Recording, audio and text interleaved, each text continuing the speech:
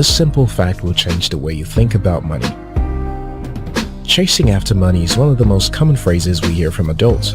Everyone is hustling to secure the big bag, like it's some treasure that is beyond the reach of mere mortals.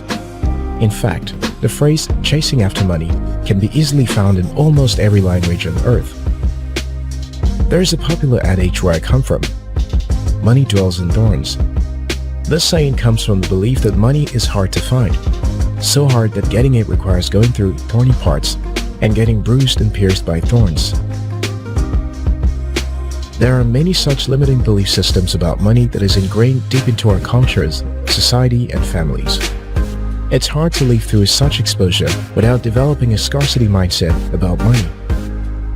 We grew up to see money as the most difficult thing to get, so we are subjected to live all our lives chasing after money. The reason for this scarcity mindset about money is partly due to misinformation and partly due to lack of the right information. I'm going to share a simple fact about money that can potentially change the way you think about money. You will need to employ an open mind to understand the implication of what I'm about to share with you. Before we get to it, I'd like to invite you to subscribe to After School TV and click the notification bell to get notified when we publish new insightful videos like this. Is money really scarce? According to the Money Project, there is at least $37 trillion of narrow money in the global economy. Narrow money is physical and digital money that is readily available for transaction, whereas broad money covers money that isn't so easy to access, like fixed deposits and investment accounts. If you decide to include broad money, then we are talking about up to $103.5 trillion. Don't forget money held in debt and property at over $200 trillion each. We didn't have to mention stocks and bonds that takes the whole thing to over $1 quadrillion.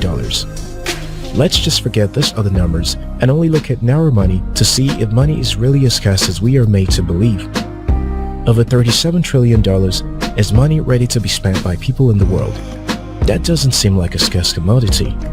If there is $37 trillion in the economy, it means that contrary to what society made us to believe, money is not scarce. There's an abundance of wealth out there. If money is not scarce, why then is it difficult to get? If scarcity of money is not the problem, what then is the problem?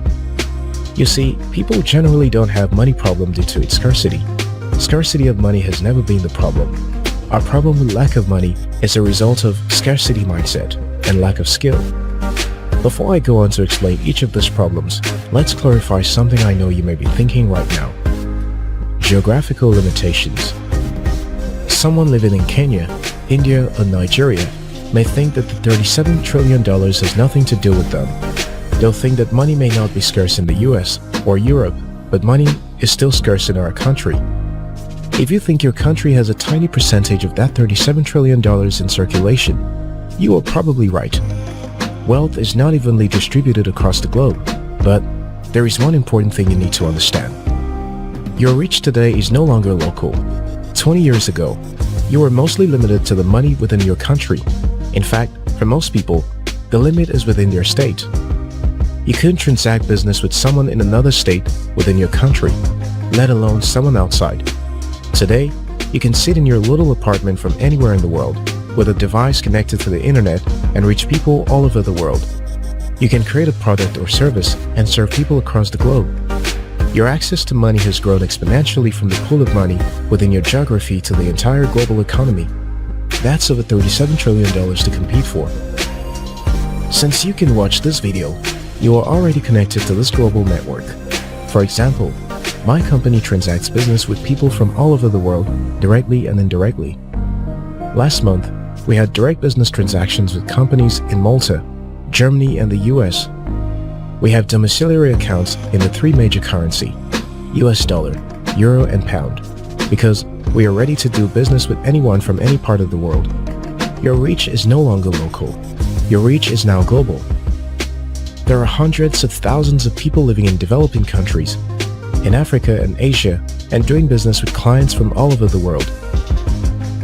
Wealth is gradually distributing across the world. The rate may not be visible to you, but it is happening. Now that I've clarified this geography limitation, Let's go back to the primary problem that makes it appear as if money is scarce. Scarcity mindset. Most people don't want to hear anything that suggests that they are responsible for their lives. And nothing you say is going to change that. Because you are still watching to this point, I believe you're not one of those people. The point of the video is to help you address the scarcity mindset problem, the belief that money is scarce, because this belief controls almost every decision you make and action you take. If you believe money is scarce, you will not take big risks with your life. You will want to continue playing it safe and living according to the dictates of the society. If you believe money is scarce, you want to do most things by yourself that you can easily pay other people to do for you.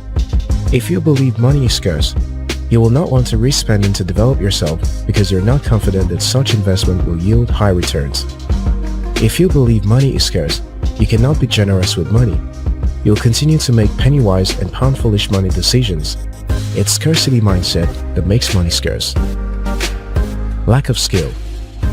The second problem people have that make it seem like money is scarce is lack of skill to integrate productivity into the economy. Here's how to look at it. The world economy functions as a system of demand and supply. If you want something I have, and you can easily get the same thing from many other people, the value you attach to that thing reduces. That means I don't have much transactional power. In other words, if there are more people who have something than there are people who need that thing, the value of that thing goes down. And if there are fewer people who have something than there are people who need it, the value goes up. When something is perceived to be scarce or hard to find, people attach more monetary value to it. When something is perceived to be easy to find, they attach less monetary value to it. That is why scarcity is arguably the most powerful force in the market. If you have skill or a combination of skills that is not easy to find, you have high negotiating power for money. It is also why mass labor production is arguably the most destructive force in the market. If everybody knows how to type, then typing is already a mass production skill that no one will be willing to pay above minimum wage for. If everybody is graduating from the university with the same type of degree, you will need to set yourself apart with your personality and other relevant skills and experience to increase your ability to attract more money. The reason you attach too much value to money is because you believe it is hard to find. But in reality, there are many things that are more valuable than money, like your time, peace of mind, positive relationships. When you start seeing money as abundant, you'll begin to value these other things.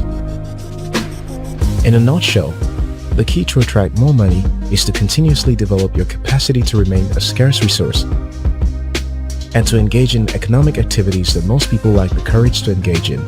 It is the mindset and skills that make the difference. Combine that with playing on the global scale, and you will move from operating from the place of scarcity of money to triumphing in the place of abundance. If you found this video helpful, like and share it with someone. If you're yet to subscribe to this channel, now's a good time to hit the subscribe button. Until next time, your success matters.